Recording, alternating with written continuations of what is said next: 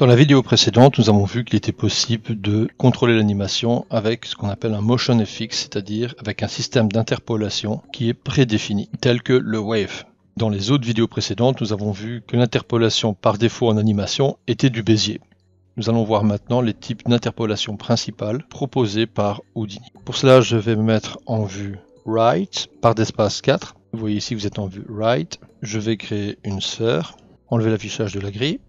Je vais animer cette sphère sur deux axes et uniquement en translation. Donc Shift T sur le premier frame de la timeline. Je vais basculer en mode translation, soit en appuyant sur T, soit en activant l'icône. Cocher l'option Motion Pass. Je me positionne au frame 25. Nous connaissons le principe. Je déplace la sphère. Tant que je ne valide pas la clé, l'animation ne sera pas prise en compte. D'où le concept du chemin qui n'est pas subdivisé et l'interprétation colorimétrique aussi bien sur la timeline que dans les channels Y et Z. Shift T pour valider et on retrouve la subdivision due à nombre de frames client entre la première et la deuxième clé de mon animation. Je bascule au frame 50, je déplace la sphère et je refais Shift T.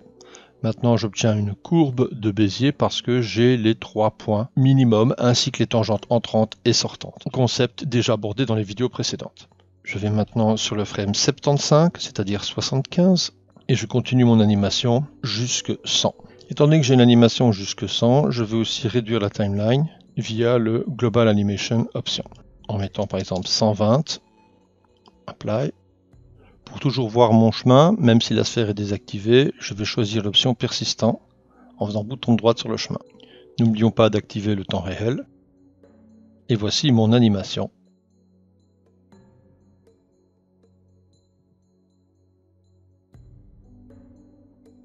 Ce qui va être très intéressant pour comprendre les interpolations, c'est de le mettre en mode Rebound et d'afficher la vélocité. Bilan bouton droit sur le chemin, Rebound Mode, Velocity. On va basculer en mode perspective. Et l'autre option que je vais demander, toujours bouton droit sur le chemin, Handle paramètres, variable Tick Size, en augmentant la valeur du Fall of Distance.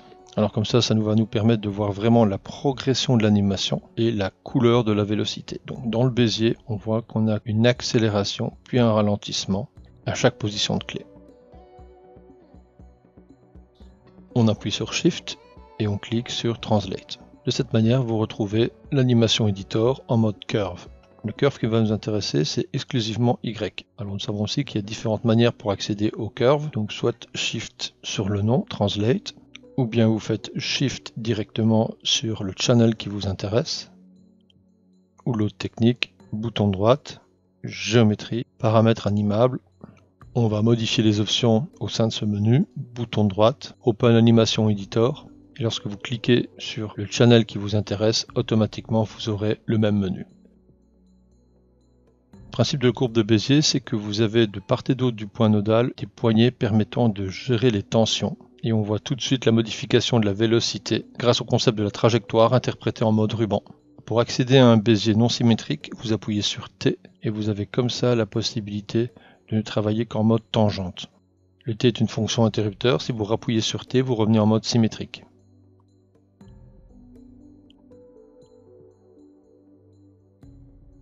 Si vous positionnez la souris sur un point représentant une clé que vous appuyez sur T, vous pouvez casser l'interpolation du temps, n'ayant pas comme ça une continuité dans l'animation. Vous passez directement d'un stade à l'autre.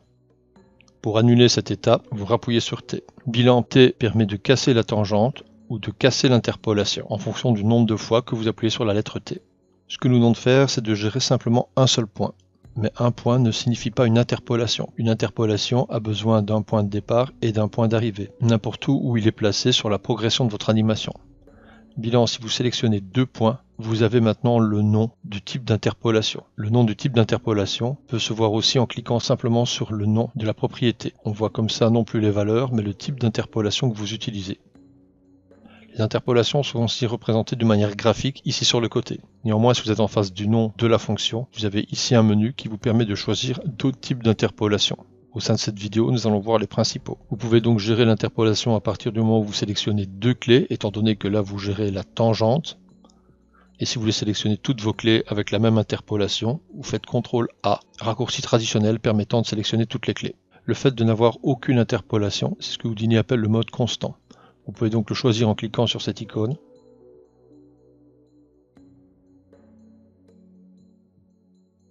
Je vais le remettre en Bézier. Donc, Bézier, c'est cette icône.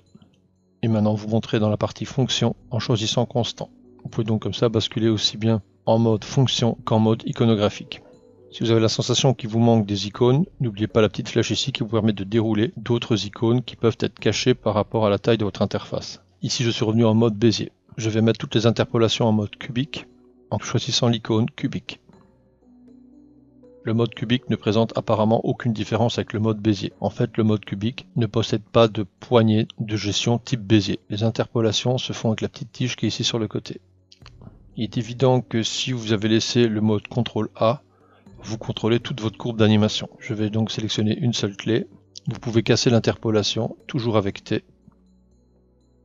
Encore une fois, en appuyant sur T, remettre en mode constant. La grande différence qu'il y a avec le Bézier, c'est que vous n'avez pas de poignée pour étirer et obtenir une accélération.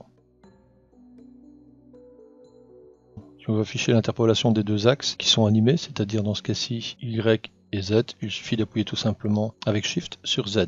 Pour afficher les deux courbes, vous avez des outils de recadrement qui se trouvent à cet endroit, soit un recadrement à l'horizontale et ou à la verticale. Je vais maintenant sélectionner toutes les clés avec CTRL-A. Et je sélectionne aussi bien donc les clés de l'interpolation sur Z que sur Y. Je vais basculer en mode linéaire. Je vais choisir le mot linéaire à partir de la liste de fonctions. Et cette fois-ci, nous remarquons que le déplacement est linéaire par définition et que la vélocité est constante sur toute la durée de mon animation. Une fois que vous mettez en spline, vous récupérez une répartition courbe de l'interpolation. Vous avez ici une accélération entrante et sortante à chaque clé. Si je prends le premier, on voit qu'on a une accélération positionnée plus au centre de chaque tangente. Le fait de choisir cet outil et les deux autres que nous allons voir par la suite, vous avez néanmoins des contrôles type Bézier avec des poignées de part et d'autre de chaque clé. Je vais remettre en mode spline, prendre un type d'accélération qui est à l'entrée de chaque clé, donc à la sortie de chaque tangente.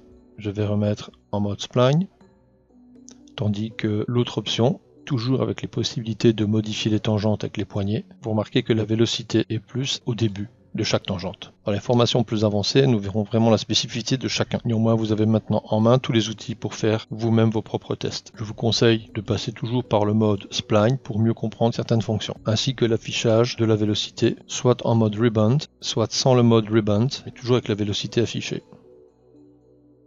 Voici en fait ce qui met terme à cette vidéo découverte sur les types d'interpolation pour l'animation proposée par Houdini.